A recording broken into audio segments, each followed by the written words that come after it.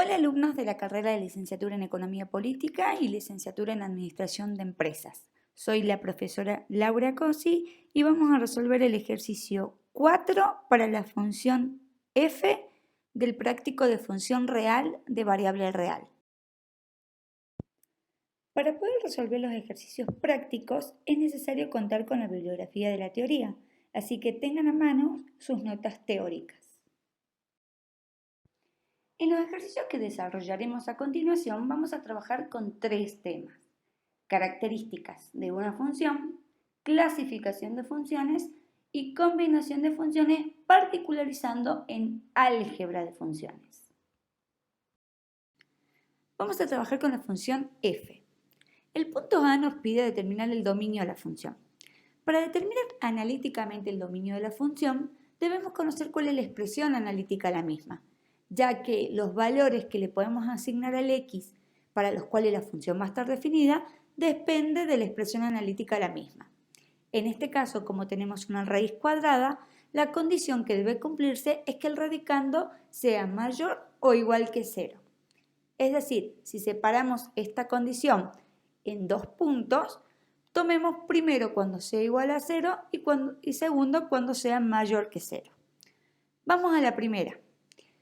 Para que el radicando sea igual a 0, como en este caso tenemos una fracción, el numerador debe ser igual a 0. Por lo tanto, x debe ser igual a 0. Entonces, ya encontramos un valor para los cual el radicando va a ser igual a 0. Analicemos ahora la segunda condición, para que el radicando sea mayor que 0. Aquí podemos tener dos opciones. La primera es que tanto el numerador como el denominador sean positivos. Esto va a pasar cuando el x sea mayor que 0 y cuando el x sea mayor que menos 2. Cuando el x sea mayor que 0, vamos a trabajar en el intervalo abierto entre 0 y más infinito. Y lo vamos a intersectar para cuando el x es mayor a menos 2, el x se va a posicionar en el intervalo que va abierto entre menos 2 y más infinito. Vamos a realizar la intersección porque nos interesa que tanto el numerador y el denominador simultáneamente sean positivos. Y esto va a suceder en el intervalo abierto entre 0 y más infinito. Otra opción es que el numerador y el denominador sean simultáneamente negativos. Y esto va a pasar cuando el x sea menor al 0 y cuando el x sea menor al menos 2. Los valores que son cuando el x sea menor al 0 va a estar comprendido en el intervalo que va entre menos infinito hasta el 0 abierto. Y los valores donde el x es menor al menos 2 están comprendidos en el intervalo abierto entre menos infinito y menos 2. Nuevamente hacemos la intersección porque nos interesa que se cumpla simultáneamente que numerador y denominador sean negativos. Y esto va a suceder en el intervalo abierto entre menos infinito y menos 2. Por lo tanto, el dominio de la función va a estar formado por los valores determinados previamente mediante los conjuntos. Esto es, los valores que encontramos que podía tomar el x, para el cual el radicando va a ser mayor o igual que 0. Si lo expresamos en forma de intervalo, los valores van a ser los comprendidos entre menos infinito menos 2 abierto, unión desde el 0 incluido hasta el más infinito. Por lo tanto, el dominio de la función va a ser igual a el x que pertenece a los reales, tal que el radicando sea mayor o igual que 0.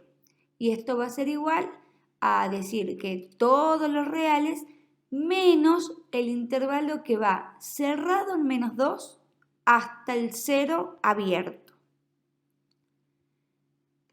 El punto B nos pide definirla completamente.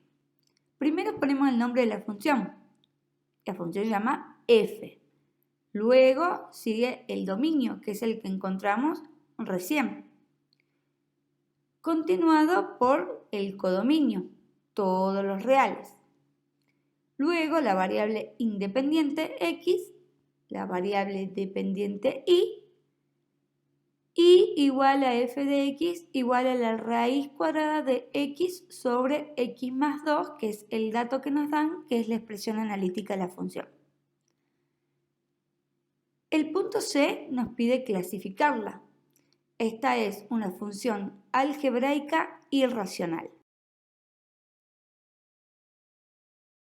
El punto D nos pide representarla gráficamente. Para realizar la representación gráfica de la función, se debe confeccionar en primer lugar una tabla de valor, asignándole valores al x y obteniendo los respectivos valores de y.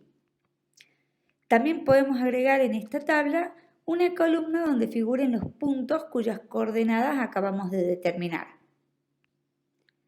Una vez realizada la tabla de valores, se ubican los puntos obtenidos en un sistema de coordenadas cartesianas teniendo en cuenta una escala adecuada y el dominio de la función.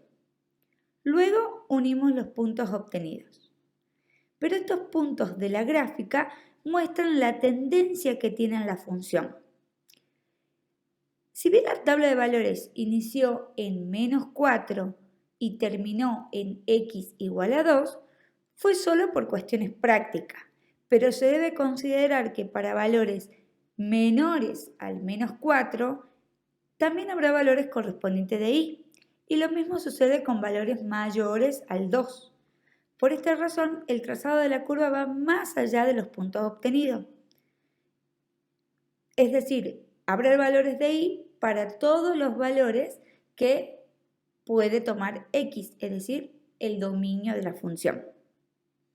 Es importante que una vez que grafiquemos, pongamos el nombre de la función en la gráfica.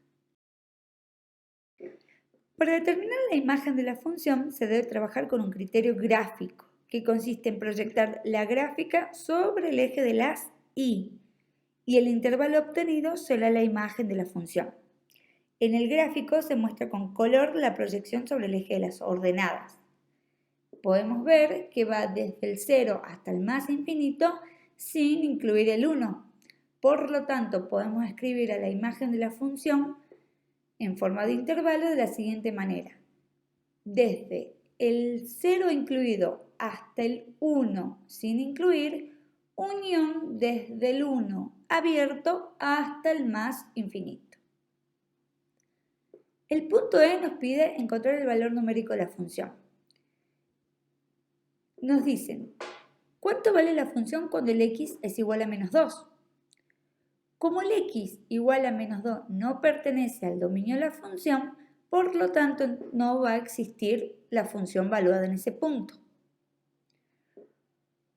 Cuando nos dicen cuánto es el valor numérico de la función cuando el x es igual a 0, como el 0 sí está incluido en el dominio de la función, vamos a reemplazar al x por 0 en la expresión analítica de la función y vamos a obtener que cuando el x es igual a 0, la función es igual a 0.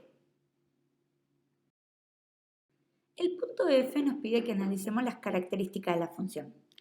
Empecemos con los puntos de intersección con ejes de coordenadas. Para encontrar la intersección en x, sea y igual a 0 en la ecuación, armamos un sistema de ecuaciones.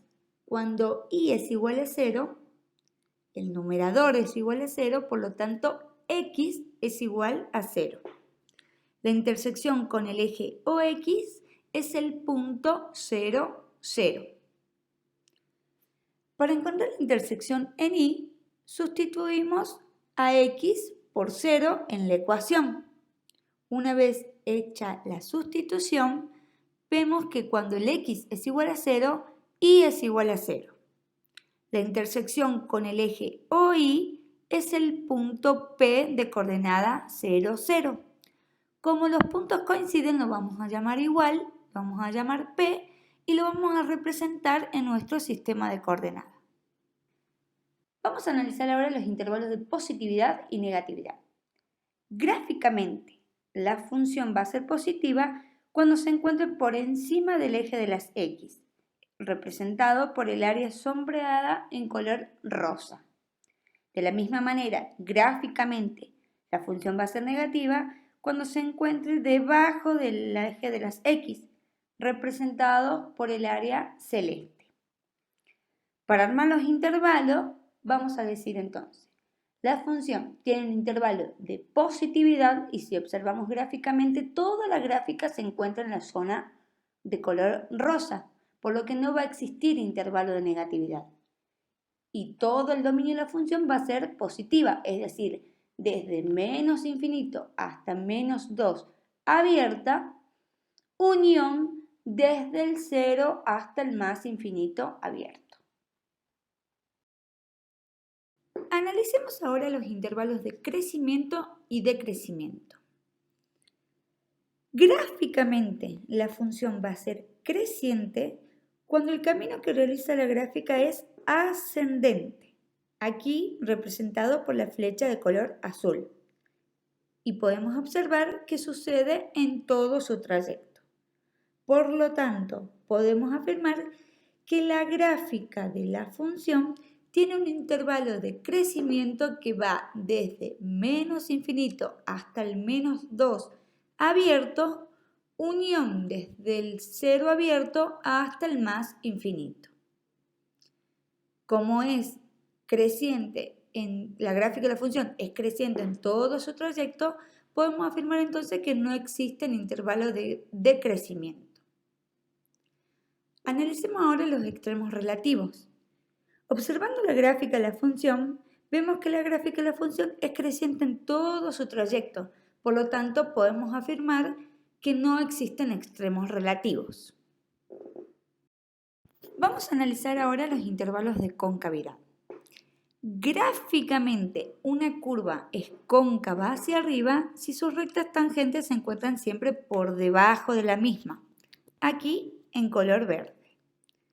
Gráficamente, una curva es cóncava hacia abajo si sus rectas tangentes se encuentran por arriba de la misma, aquí en color naranja. Si expresamos esto en forma de intervalo, podemos decir que la gráfica cartesiana de la función es cóncava hacia abajo en el intervalo que va entre 0 cerrado hasta más infinito. Y la gráfica cartesiana de la función es cóncava hacia arriba en el intervalo que va entre menos infinito y menos 2 abierto. Vamos a analizar ahora los puntos de inflexión. Un punto de inflexión de una curva es aquel donde la curva cambia de concavidad. En este caso, si miramos la gráfica, podemos responder que no existen puntos de inflexión, ya que si bien la gráfica cambia de concavidad, lo hace luego de un intervalo que no pertenece al dominio de la función. Vamos a operar ahora con álgebra de funciones. Así como podemos combinar dos números cualesquiera a través de la suma y la resta para obtener un número nuevo, de manera análoga también es posible sumar y restar funciones para obtener una función nueva. Pero para que esto sea posible es necesario que f y t estén definidas en un mismo intervalo. La intersección entre sus dominios va a ser el dominio de la nueva función, en este caso la función f menos t. Entonces, necesitamos tener el dominio de las dos funciones. El dominio de la función f ya lo obtuvimos y el dominio de la función t van a ser todos los reales, ya que es un polinomio de grado 3 y el x puede tomar cualquier valor. Ahora sí, si hacemos la intersección entre sus dominios, y lo podemos llevar a una recta de los reales, obtenemos que el dominio de la nueva función es igual a los reales menos el intervalo cerrado entre menos 2 y abierto en 0. Para encontrar la expresión analítica de f menos t, va a ser igual a f de x menos t de x. Si sustituimos por su igual y eliminamos el paréntesis, obtenemos la siguiente expresión analítica. Para terminar, vamos a escribirlo de manera completa, es decir, el nombre de la función va a ser f menos t. Su dominio va a ser el que encontramos con la intersección de sus dominios, es decir, todos los reales menos el intervalo cerrado en menos 2 y abierto en 0. Su codominio van a ser todos los reales. La variable independiente va a ser la x, la variable dependiente la y y la expresión analítica va a estar reflejada por la expresión que encontramos en el puntito anterior. Cuando realizamos suma, resta o multiplicación, el dominio de la función nueva va a ser la intersección entre sus dominios. Pero cuando trabajamos con cociente, al conjunto de la intersección entre sus dominios le vamos a sacar todos aquellos x que hagan 0 a mi denominador. En este caso, la función f aparece en el denominador. Y es por ello que a la intersección de los dominios le vamos a eliminar todos los x que hagan que la función f de x sea 0. Vamos a llamar al conjunto A asterisco. Como la función f es una función fraccionaria, el numerador debe ser 0. En este caso, x debe ser 0 para que la función sea 0. Es decir, a la intersección de todos los reales menos el menos 2 cerrado y el 0 abierto, le restamos el asterisco, que en este caso es el número 0. Es decir, que el dominio de la nueva función van a ser todos los reales menos, ahora sí, el intervalo cerrado entre menos 2 y el 0, porque el 0 lo tenemos que sacar. Para encontrar la expresión analítica de t sobre f, va a ser igual a t de x sobre f de x. Si sustituimos por su igual, podríamos representarlo de la siguiente manera. Finalmente vamos a escribirlo de manera completa. Nombre de la función ahora se llama t sobre f. El dominio va a ser el dominio que encontramos en el primer punto. Codominio, todos los reales. Variable independiente, la x. Variable dependiente, la y. Y la expresión analítica es la que encontramos en el puntito anterior. Bueno, chicos, espero que hayan entendido y sigan resolviendo los demás ítems del ejercicio. Cualquier duda o consulta pueden realizarlo en el foro de consultas de la práctica. Nos encontraremos en un próximo video.